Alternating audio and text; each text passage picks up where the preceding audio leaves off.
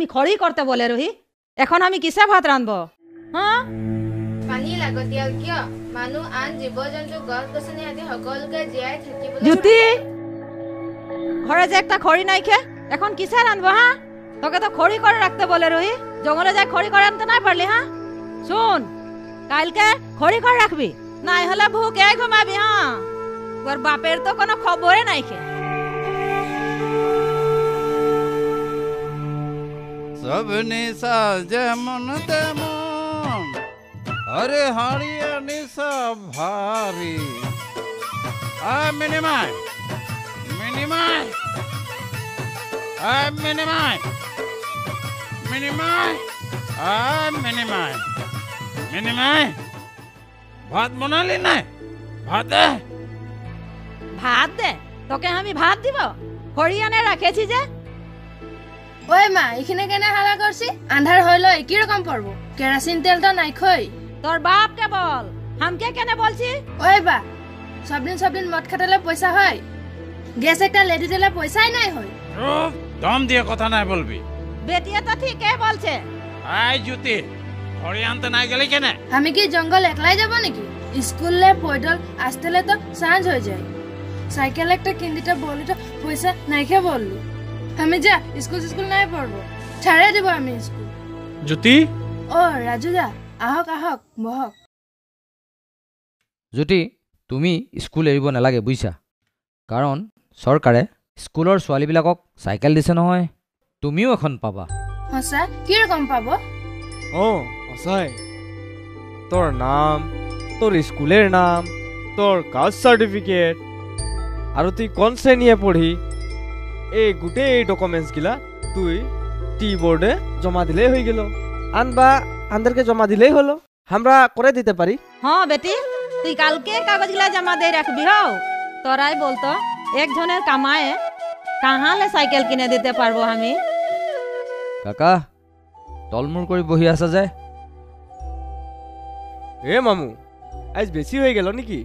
মদ খোৱা মানুষ তো ঘৰেৰ কোনো চিন্তাই নাই খো কাকি আপোনালোকৰ ৰেচন কাৰ্ড আছে নহয় হ্যাঁ আছে বৰ্তমান বিজেপি চৰকাৰে হ্যাঁ দুখীয়া পৰিয়ালবিলাকক উজ্জ্বলা আঁচনিৰ যোগেদি বিনামূলীয়াকৈ গেছ চিলিণ্ডাৰ দিয়াৰ ব্যৱস্থা কৰিছে হয় নাকি বহুত ভালো কথা এই বিজেপি সরকারটা না বহুত সুবিধা দিয়েছে বলে শুনছি আমি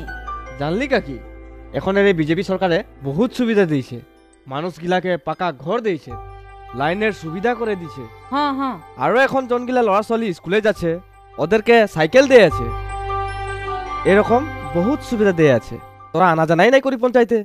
যাবি কাগজপত্র যেগুলা আছে সব লেকেই যাবি আর না হলে আমার 10টাকে বলবি হ্যাঁ হ্যাঁ ই যাইকে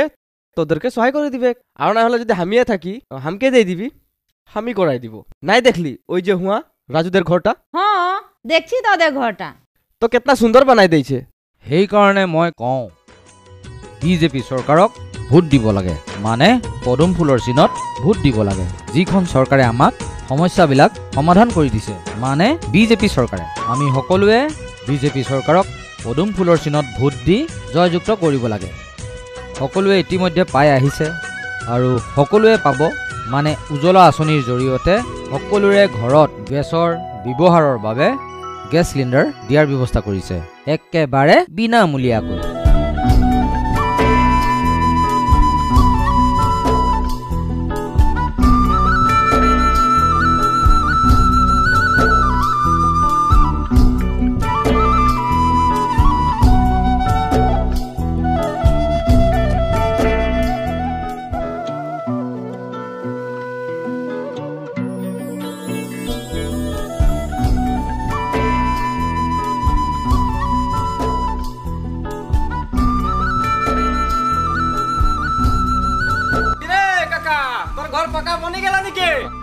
হয়ে গেল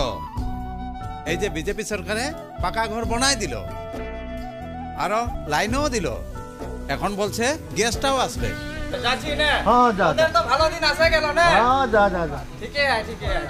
যাবি যাবি জুটিকার বা দীপককে হাঁকাই দিতে লাগে গ্যাসটা চেক করে দিব এটা রাখকে বাকে হাঁকাই দিব হো আজ সাঁজে তো মুরগি মাংস ব্রয়লার কে ले আনবি হো हाँ हाँ हाँ हाँ आज भाल से खाए के लगी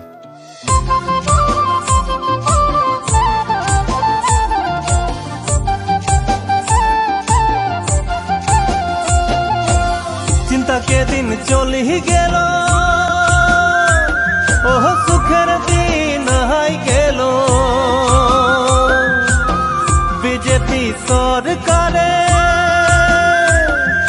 মজদুরের দুঃখ বুঝে পালো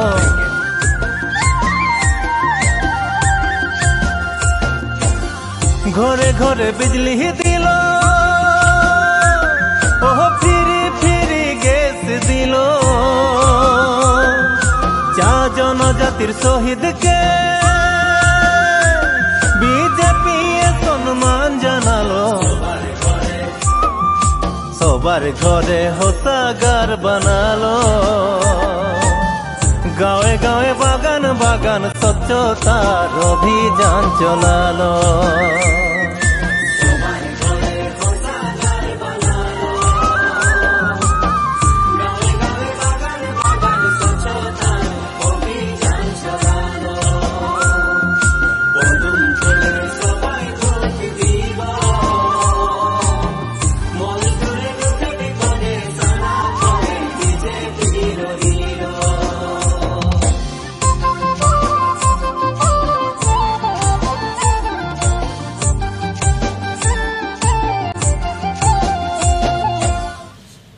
বৰ্তমান চৰকাৰখনে বিশেষভাৱে সকলো জাতি জনগোষ্ঠীৰ লগতে চাহ জনগোষ্ঠীৰ লোকসকলক সকলো জাতি জনগোষ্ঠীৰ লগত সমানভাৱে আগুৱাই লৈ যাব পৰাকৈ ইতিমধ্যে বিভিন্ন আঁচনি হাতত লৈছে তাৰ ভিতৰত বিশেষ কেইটামান আঁচনি হৈছে যে ইতিমধ্যে আমাৰ ল'ৰা ছোৱালীখিনিক পঢ়া শুনাৰ ক্ষেত্ৰত বিশেষ গুৰুত্ব দিছে আমাৰ চৰকাৰখনে যিদৰে এইবাৰ চৰকাৰে বাজেটত এটা সিদ্ধান্ত গ্ৰহণ কৰিছে যে আমাৰ চাহ জনগোষ্ঠীৰ ছাত্ৰ ছাত্ৰীসকলে যদি এবাৰ মেট্ৰিক পাছ কৰে তেতিয়াহ'লে তেওঁলোকে মেট্ৰিক পাছ কৰাৰ লগে লগে তেওঁলোকৰ বিভিন্ন খৰচ পাতিৰ বাবে তেওঁলোকে 10,000 টকা এটা পাবৰ কাৰণে সক্ষম হ'ব আমি দেখিছোঁ যোৱা দিনবিলাকত যে মেট্ৰিকটো খুব কষ্টৰে পাছ কৰাৰ পাছতো তেওঁলোকৰ টকাৰ অভাৱত তেওঁলোকে কলেজ পঢ়িবৰ পৰা বঞ্চিত হ'বলগীয়া হয় কিন্তু এতিয়া তাৰ পৰা পৰিত্ৰাণ দিবৰ কাৰণে আমাৰ চৰকাৰে নিজেই আগবাঢ়ি আহিছে আৰু লগতে কংগ্ৰেছৰ দীৰ্ঘদিনীয়া আমি দেখিছোঁ যি শোষণ ইয়াৰ পৰা মানুহৰ যথেষ্ট এটা জীৱনটো অতি দুখজনক আছিল কিন্তু এতিয়া আমি দেখিছোঁ যে যিবিলাক ভাৰত স্বাধীনতা লাভ হোৱাৰ পাছৰে পৰা ৰাস্তা পদূলিবিলাক বিশেষকৈ কোনোদিনেই তেওঁলোকে বাগানৰ ভিতৰুৱা ৰাস্তাখিনি যে বনাব লাগে যোৱা চৰকাৰে কোনোদিনে এইখিনি কথা চিন্তা কৰা নাছিল কিন্তু বৰ্তমান আমাৰ মুখ্যমন্ত্ৰী ডাঙৰীয়াই চিন্তা কৰিলে যে হয় চাহ বাগিচাৰ মানুহখিনিও মানুহৰ দৰে জীয়াই থাকিব লাগিব তেওঁলোকক সন্মান সহকাৰে জীয়াই থাকিব লাগিব আৰু সেইকাৰণে আজি প্ৰত্যেকখন চাহ বাগিচাতে ৰাস্তাবিলাক নিৰ্মাণ কৰিবৰ কাৰণে প্ৰত্যেকখন চাহ বাগিচাত 1 কোটি টকা কৈ দিছে আৰু ইতিমধ্যে এই কাম আৰম্ভ হৈছে